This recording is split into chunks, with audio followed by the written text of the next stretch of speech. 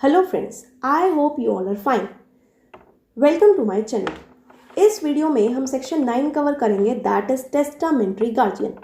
ठीक है, so let's start. Testamentary guardian section 9 में गिवन है टेस्टामेंट्री एंड देयर पावर्स। अब मैंने फर्स्ट वीडियो में बताया था कि टेस्टामेंट्री गार्जियन कौन होता है।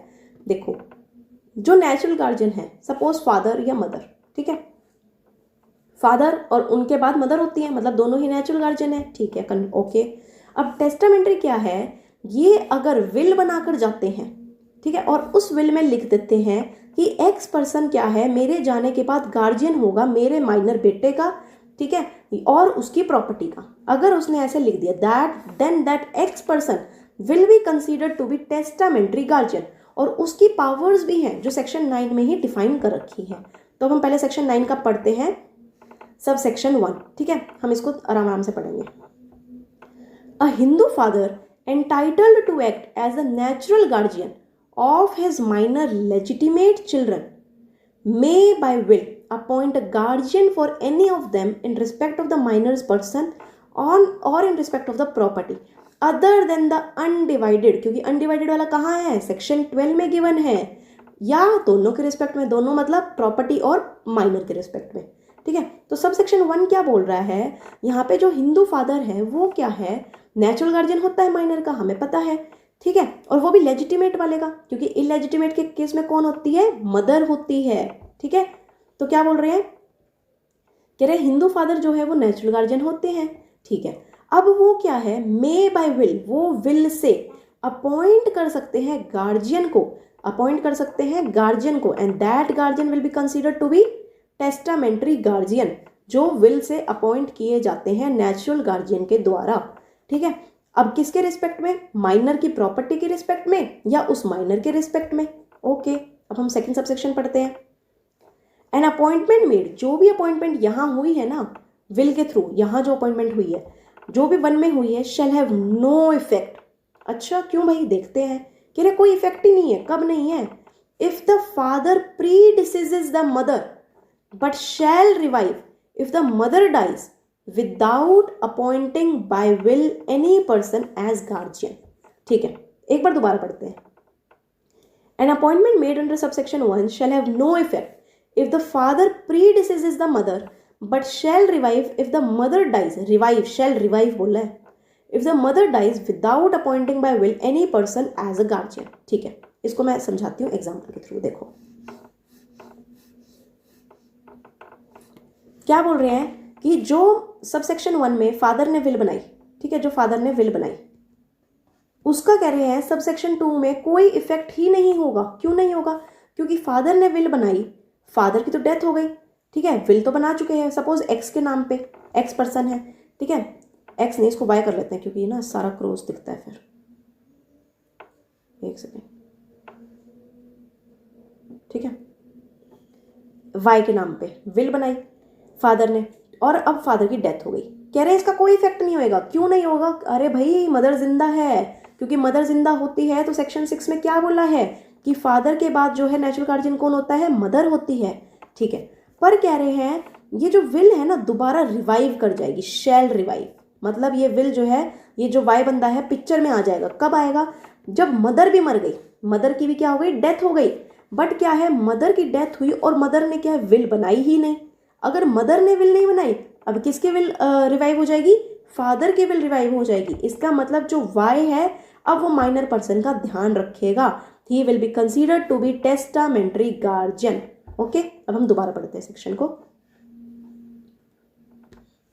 देखो, an appointment made under subsection 1 shall have no effect, कोई इफेक्ट नहीं होगा अगर father predeceases the mother, father मर गया पर मदर तो जिंदा है, बट शैल रिवाइव, वापस रिवाइव हो जाएगी उसकी विल। अगर मदर भी मर गई, without appointing by will any person as guardian, mother ने विल ही नहीं बनाई तो फादर की विल क्या हो जाएगी? रिवाइव हो जाएगी। ठीक है, अब हम पढ़ते हैं अगला सबसेक्शन। कह रहे हैं a Hindu widow entitled to act, पहले हम सेक्शन को ही पढ़ते हैं। Entitled to act as a natural guardian of her minor legitimate children and a Hindu mother entitled to act as a natural guardian of her minor legitimate children by reason of the fact that the father has become disentitled to act as such may by will appoint a guardian for any of them in respect of person और in the respect of property. But UCI को छोड़ के, क्योंकि वो section 12 में दे रखा है। अब यहाँ क्या बोल रहे हैं कि जो विडो है, विडो कब, कि जब फादर मर गया, ठीक है, और मदर है, तो मदर भी क्या है यहाँ पे अपने विल से क्या है, गार्जियन अपॉइंट कर सकती है। यहाँ बोला है ना बाय विल अपॉइंट कर सकती है गार्जियन उसके माइनर के लिए या उसकी प्रॉपर्टी के लिए। देखो गार्जियन दोनों ही चीज़ों के लिए होता है, एक तो माइनर के लिए होता है और एक इसकी प्रॉपर्टी के लिए, या तो एक के लिए, या माइनर के लिए भी हो सकता है या प्रॉपर्टी के लिए भी हो सकता है, ठीक है। तो यहाँ क्या है, विडो, फादर की डेथ हो गई तो मदर ने विल से अपॉइंट कर लिया, तो जो पर्सन मदर ने अपॉइंट किया, सपोज ए, तो ये क्या होएगा, टेस्टामेंट्री गार्जियन होएगा। ओके, ठीक है। फादर ने विल बनाई थी बट मदर तो जिंदा थी और मदर ने भी विल बनाई, तो मदर की विल ही क्या है, रिवाइव करती है।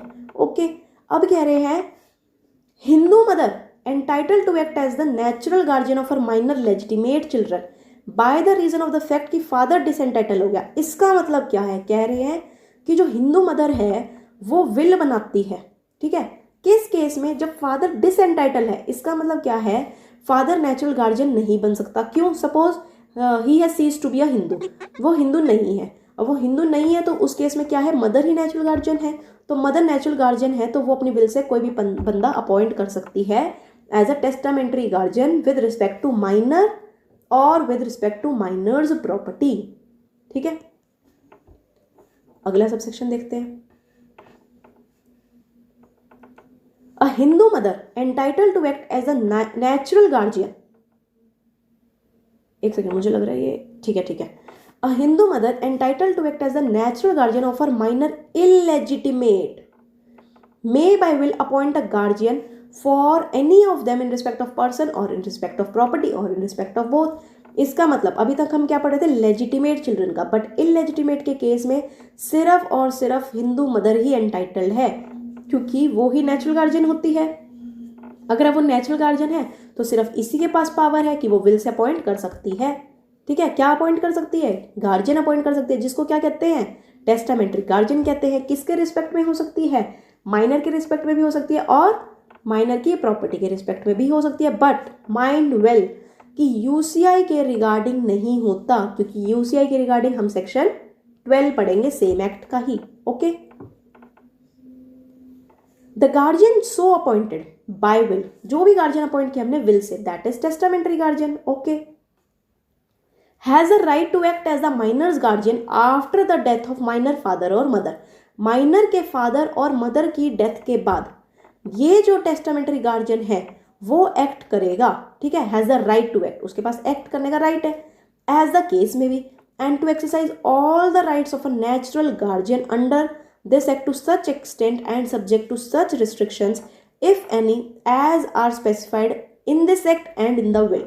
कह रहे हैं कि उसके पास सारी पावर्स है, वो सारी तरह से एक्ट करे, कोई दिक्कत नहीं, सारे राइट्स है।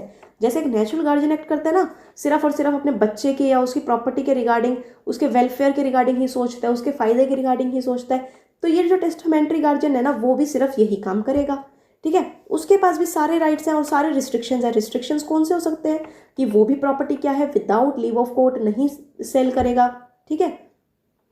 तो टेस्टामेंट्री गार्जियन के पास भी सारे राइट्स होते हैं जो नेचुरल गार्जियन के पास होते हैं, और सारे रिस्ट्रिक्शंस भी उस पर लगते हैं। ओके, अब कह रहे हैं last subsection, the right of the guardian so appointed by will. कह रहे हैं जो तुमने विल से अपॉइंट किया था ना guardian, that is testamentary guardian. Okay, shall where the minor is a girl ceases on her marriage. कह रहे हैं कि जो टेस्टामेंट्री गार्जियन अपॉइंट कर रखा है, इस बंदे को अपनी पावर्स तब नहीं करनी कंप्लीट, कब, जब वो जो लड़की माइनर है उसकी शादी हो जाएगी, फिर इसकी पावर्स भी खत्म, इसको कुछ काम नहीं करना उसका। क्यों, क्योंकि अब उस गर्ल का जो गार्जियन होता है वो उसका हस्बैंड ही हम कंसीडर करते हैं, ठीक है। ये हम पहले भी पढ़ चुके हैं सेक्शन 6 में कि in the case of girl उसका हस्बैंड ही क्या होता है, शादी के बाद उसका गार्जियन होता है, ठीक है।